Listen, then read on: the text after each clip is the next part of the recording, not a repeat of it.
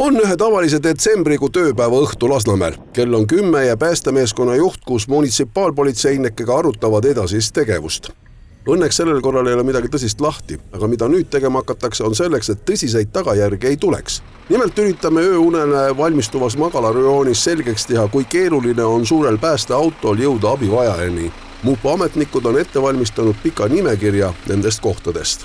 Aga saame rohkus Paesaare 42. Jah.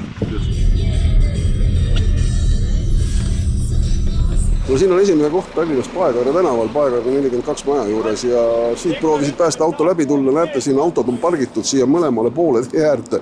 Mehed mõõtsid, midagi teha ei ole, auto läbi ei lähe. Ja nüüd läheb päästeauto lihtsalt tagurpidi tagasi. Aga sealpool läheb veel tee edasi, seal on majad, seal on korterid, seal elavad inimesed ja vaata, kui keeruline on. Ega muud üle ei jäägi, kui meeldetuletus kojamehe vahele panna. Seal päris parkimisreeglid ei rikuta, aga kitsas on. Oi kui kitsas. Lasnamäe elurajoon on teatud osas ehitatud nii, kus sisekvartaalsed teed teevad väga suurel nurgal pöördeid ja see ongi ohukoht. Ja seal on ikkagi kollased jooned maas ja parkida nagu ei tohiks ööseks ja seal samas tuli juba ka kiirabi vastu sellise kitsa koha all. Nojah, praegu siit saadi üle kõnnitee kuidagi, aga ma usun, et neid autosid siia võib järjest juurde panna. Lisaks veel läheneb talv ja hanged, mis veelgi ahendavad sisekvartalis ruumi. Vahepeal on aga meiega liitunud ka kiirabibrigaad. Nende masin õnneks väiksem, aga tihti on vaja kasutada kanderaami ja muid aparaate, mis tuleb hoonesse saada. Me oleme siin Läänemere tänaval ja me oleme siin, auto on siin seisavad masinad. Kui te oleksid praegu väljakutsele tulnud, te oleks täpselt samamoodi käitunud, kui praegu see auto siin seisab. Peaaegu küll, jah. Võib oleks palunud autol paguneda natukene ratastega sinna kõnnide peale, et kui me kutsume enda lisaressursse, et mahuks ikka kuskile tulema. Aga ikkagi meid huvitab kõige rohkem patsient, kuidas patsient saab kõige turvalisem lihtsamini autosse. Mitte see, et kas teised liiklejad see hetk just pääsavad mööda, mitte eriti just magala piirkonnas, mitte kuskil magistraali juures.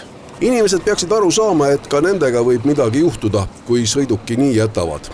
Päris mitmes kohas lihtsalt ei mindudki proovima, lihtsalt tee oli kinni. Selle takso näide on aga ülim nahaalsus. Ja siin näete siis autoparkimise tipptaset. Üks sõbralik Bolti taksojuht on ennast siia kollase joone peale lausa parkinud ja nüüd päästjad üritavad siis siia sisse saada. Taas kortermajade vahel midagi teha ei ole. No nahaalsused pole piire. Vana arvab kindlasti, et jah, küll lasta siin seisab, aga näete, kui kitsas ruum siin on, ei mahu isegi tavalise sõiduautoga.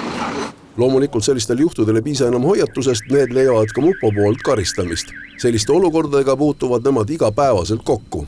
Ja mis nende inimestega teha? Ma usun, et siin neid autosid on igal õhtul ja täpselt nii, nagu me siin praegu näeme. No peab planeerima seda parkimist, peab vaatama, milline see olukord on, aga reaalsus on see, et need, kes tänaval töötavad, need peavad kuidagi selle lahenduse leidma ja üritame üheskoos seda kaardistada ja kuidagi lahendada, et me suhtleme igasuguste ametkondadega ja üritame seda küsimust lahendada. Inimene ütleb ka, kes siin elab, et kuhu ma panen siis oma auto, ei olegi kuskile panna. Ilmselt käib siin õhtul ka selline transvaal selle nimel, et kes selle parema parkimiskoha saab, kui üldse keegi saab. No ütleme niimoodi, auto olemasolu ei tingi seda, et saab parkida täpselt maja juurde või oma trepikoha juurde, et peab ikkagi mõtlema. Kui parkimiskohta ei ole, siis meil on suur linn, et peabki selle koha leidma. Kas tasuline parkimine või mõni garaaž või peab natuke ringi sõitma ja vaatama, kus saab korrektselt seda sõidukit parkida. No koht endiselt Lasnamäe ja Kalevipoja põik on selle tänava nimi ja siin näete autod on siia pargitud niimoodi, et nad ei olegi päris siin selle kõnnide ääres ja see nurk just siin hakkabki segama, kiirabi auto tahab ka mööda saada. Nende masin õnneks väiksem natukene, lähevad siit ilusti kenasti läbi, aga päästeautol peab ikkagi masinavanem, meeskonnavanem seal raadiotehel juhendama juhti selleks, et siin autode vahel laveerida, slaalomit sõita. Õnneks praegu on kõik läinud edukalt, aga nii me pargime. Pääste väljakutsel on iga sekund oluline, aga kui sa pool tundi pead manööverdama või üldse ei saa hoone juurde, siis see normaalne ei ole. Esmalt on oht see, et magalarajoonides ehk siis korrusmajades on väiksest tulekahjust võib olla kohe hetkel suur abivajajate hulk, mida näiteks eramajas ei ole. Ja see kiirus just selles osas, et see keskkond teha neile võimalikult kiiresti talutavaks, kas või evakatsiooni mõttes, on ajakriitiline, jah.